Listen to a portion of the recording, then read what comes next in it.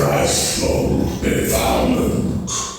Rain farmer, old Babernurgle, the rest of my demon forces are blessed to finally receive you into their house. Welcome home.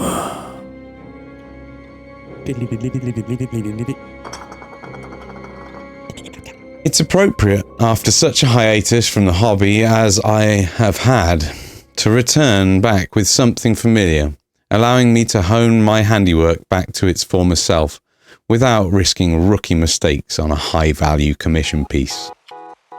And with no greater opportunity than the present, to finally pick up my tabletop-ready great unclean one and bring him into balance with the rest of my Nurgle Demons army, the last week I've been joyfully putting bristles to boils and burst bellies. What kept me away from the hobby the last few months? Those who don't know might ask. Away from putting a year in review video up in December as planned, along with scuppering plans for finishing off and sending out 2 major projects to their respective recipients in time for Christmas. We single out only a few from the litany of disruptions. Well, in November I had arrived upon what seemed like some substantial crossroads in my life. After over 7 years of dedicating myself to the craft of miniature painting, journeying into miniature art, 2 years of establishing somewhat of a name for myself in the mini painting community on Twitch TV, and growing a business from being a debt factory into something seeing some small monthly profit, my bank balances were effectively emptied, and I was exhausted. I was faced with taking a step back and getting some perspective.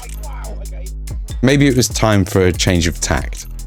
Maybe it was time to get a job and put all of this on the back burner, turn the whole thing into a hobby or side hustle. I hadn't really been applying myself as well as I'd like, and despite putting a schedule together and sticking to it, things just weren't growing at the rate I was happy with.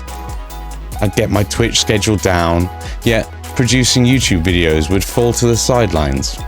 I'd sustain regular Patreon uploads for as long as I could, but between the 3 of them, I was not only working myself to the bone for inadequate returns, I was also neglecting my family and friends.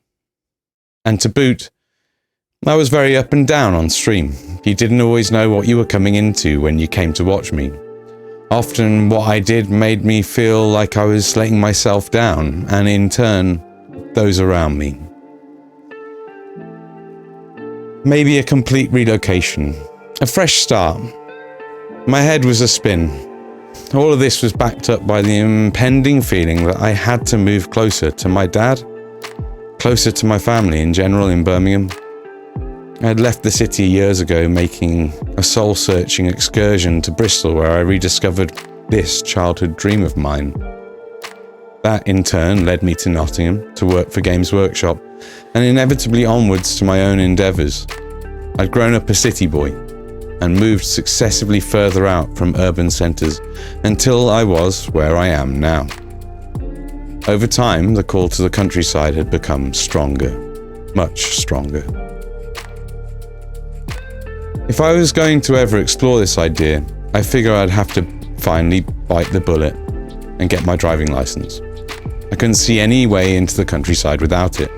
I'd have to knuckle down, and either way, maybe sell an army or 2 to make it happen. During the planned hiatus to step back and get said perspective, my mum's birthday is in early December, which I plan to make for the first time in, I think it was 7 years.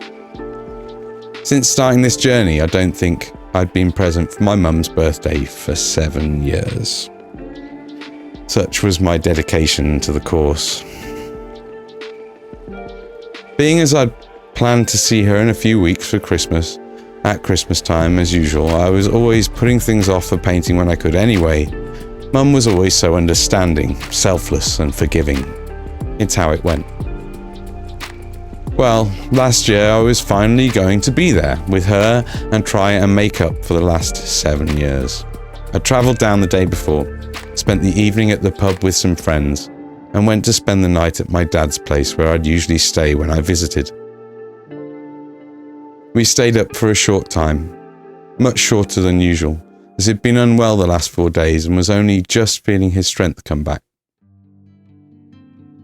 He went to bed. I followed suit a little while after. And in the early hours of the morning, I woke up to the sound of my dad crying out in pain. Shortly after, I phoned for an ambulance. We spent the day in hospital on Mum's birthday.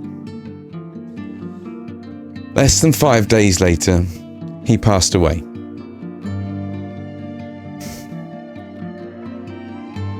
Look, I know it's a bit sad at the moment, but just stick with me. I'm cooking here. Well, what ensued after that was what's really taken me away from everything, as you'd expect. Laying my father to rest required a party. And what a party it would be. It required a suitable eulogy. All my script writing for YouTube videos would finally pay off. Whilst my mother and brother dealt with all the particulars, it was left to me to phone through all my dad's contacts and send out invitations. And what a contact list he had. I'd called over 100 people before I got past the letter C. All my time on stream, struggling through my own journey for so many to view and see, made speaking to a crematorium packed full of loved ones as easy as could be. Well met, fellow travellers. I've spoken to most of you since my father's departure. First, I'd like to recognise by reiteration the repeating phrases, the resounding praises, which I've been blessed to hear from so many in the resulting conversations. Peter was a gentleman and a delectable rogue. Kind and generous, suave and stylish, he had a sense of class about him and was a stickler for good manners, the life and soul of the party. He left a great impact on lives wherever he seemed to be, whoever he was with. A man of integrity. A good friend, pal, drinking buddy, boss, business associate, competitor, supplier, a natural networker. No matter the relationship, those were the sentiments returned to me. I can't count the amount of people I spoke to have known him for 30 to 60 years, many who can't be here today for various reasons. Dad kept his friends. He seems to have diligently kept in contact. When the lockdowns happened, I took to Facebook and I think in a way it saved its sanity, along with visits from one or two select friends and my brother and I's willingness to disregard the measures for kind mistake. Facebook at that time also led to a late education for Dad on the matter of online scams. It would be ignorant to not recognise the impact the lockdowns had on all our social lives, I'm sure you'll all agree. But whilst returning to normal for most of the struggle still now, Dad being no exception, he was out almost every night for the first week or 2 months it lifted, visiting all his favourite friends and haunts, albeit in a somewhat shrunken radius. And what circles he drew. As you've heard, it circled the globe twice, but at the age of 17. Getting to see Miles Davis, a musical hero, early in his voyages, the bar in Torremolinos, the social circles he and his brother David seemed to swim in, and businesses he embarked upon brought him close to stars frequently. To name a few instances in no particular order, he had tea with Steven Spielberg, sold a sunbed to Harrison Ford, met all the Beatles, served drinks to Joni Mitchell, pushed after David Bowie's car, and turned down Nina Simone. He and his brother David got thrown out of the party because one of the Stones was jealous of the attention they were getting, and of course, he cut the hair of numerous stars, including friends Robert Plant and Stevie Wonder. The stories I've heard in the last 2 weeks about him, needless to say, a few would be inappropriate to regale you with in an eulogy within the house of God. He attempted to have his biography written a few times, and some stories, and especially some of the rumours, would likely start and amaze at least a few of you. Of note, among all the stories, was swept off deck in the North Sea, saved by a strong group and his fellow seamen. Rumours abound he begged a Bond girl. He did business with a Rothschild, and somewhat of a missing piece to a puzzle, a well-known aspect of anyone who's ever been in the car behind the wheel with Peter. Well, it's been reported to me that he was the getaway driver for the model Christine Keelan and her friend Mandy Rice Davis, the two leading ladies of the Profumo Festival, in order to secrete them away from the paparazzi. If you're too young to know about it, look it up. It's one of the biggest scandals of the UK political history. Dad drove like a getaway driver because he was a getaway driver. Taking on that aspect of Peter would be a mistake for most, especially for me as I hope soon to finally get my driving licence. I can, however, promise to strive to keep my friends, to speak with respect, to be social and welcoming, and to shoot from the hip. To be a gentleman, retain my roguish elements, be kind and generous, suave and stylish, keep a sense of class about me, and be a stickler for good manners. Enjoy the life and soul of the party and leave the best impact on lives wherever I go, whoever I am with. To draw big circles and to be a map in fate. That is how I will give remembrance to you. It's how we all can. God bless Peter. Godspeed, Dad. Hasta luego, amigo. Onward to the great community, shining soul. Will be missed. So, as the song asks, what's the plan, Stan? My dad, shortly before he passed away, voiced concerns about what I'd been doing the last few years, and it not having furnished me with a life with much comfort and ease. He was worried I wouldn't be able to support myself by choosing this undertaking, worried I was still single and without children at 39, and other such paternal woes. I had many people after the eulogy come and compliment me and tell me I should be doing public or motivational speaking or some such of the sort. The priest joked that he thought I was after his job. In his departure, what little money Dad had left that was passed on to me and my brother, it's relieved me of this debt, the debt that this endeavour of the past 2 years has bestowed upon me. And once again, I'm faced by a set of roads. A bit more of an open intersection with a path of interconnectedness beyond, as opposed to a simple set of crossroads as before. Who was it who said life is a tragedy? It is bittersweet that in my father's passing he left a loose end I find to be the anchor point with which to tie so many flapping strands to. It's amongst the phone calls I had to make. There were 2 people who said to me on the subject of worry over my father's concerns about whether I was taking the right direction in life by pursuing my creative dream. Go for it, they said. Only you know the direction of your own journey. Last year, after 2 months of long streaming hours on a strict schedule, I'd managed to reach the top 1% of Twitch, which I felt was quite the achievement. Since returning to streaming the last week, I've had so much love and kindness sent my way in support in so many ways. On the matter of the stream, I'd like to thank everyone who's come back since my break, to everyone who kept subscribing, the resubscribers, and to Iron Dragoon, to Banana Wanana and Melon for their sub-bombs. And also a big thank you to my streamer friends who blessed me with big numbers thanks to some hefty raids. Good friends Jimmy the Brush and Mike Moans, Mike Chili, Brannigan's Brushes, Black Fox Kitsune, Gus the Hut, Isadore27, Brush Liquor, Brush for Hire, Nerd Haller, and Reaper Miniatures. Thank you. Every single one of you. It's been so nice. I can't even. I hope to continue streaming and resume some sort of schedule soon, and I hope to put something up here on YouTube as regularly as I can. The algorithm is a harsh but fair mistress. If it looks like I'm heading back into debt, then I'll either sell an army or go get a job, whichever feels less demoralizing. Whatever I need to do to help make this dream a reality. And with the last week of work, my Papa Nurgle and his trio entourage of Nurglings are complete. I do realise there's an icky irony to be found in having painted Grandpapa Nurgle for this video that's ended up largely being about my departed patriarch. I'm sure there's some sort of joke I could make in poor taste here.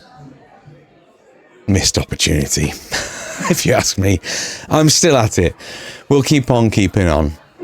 Please join the Discord if you can and you really enjoy this kind of content. Join the Patreon, request a commission, follow me on Twitch, click all the buttons and links below to spread the love. And remember, I'm Tom, the Mini Mad Cat, and all I ask is for you to question everything and have fun.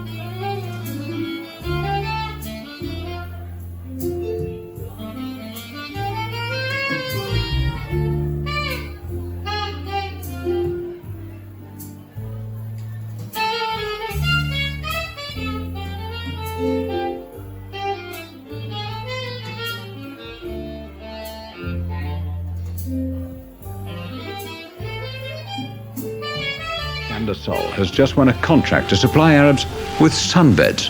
Why? John Swallow went along to find out. Amazingly, we export deep freezers to the Eskimos. Now another extraordinary British export, this time to the land of the scorching sun. With so much natural sunshine, why ever do wealthy Arabs want these sunbeds simulating sunshine with ultraviolet light? this is another Coals to Newcastle story. So you tell me why on earth the Arabs want to buy sunbeds. Well, one would assume it's their Purdah laws, the Islamic laws, where women aren't allowed to expose themselves.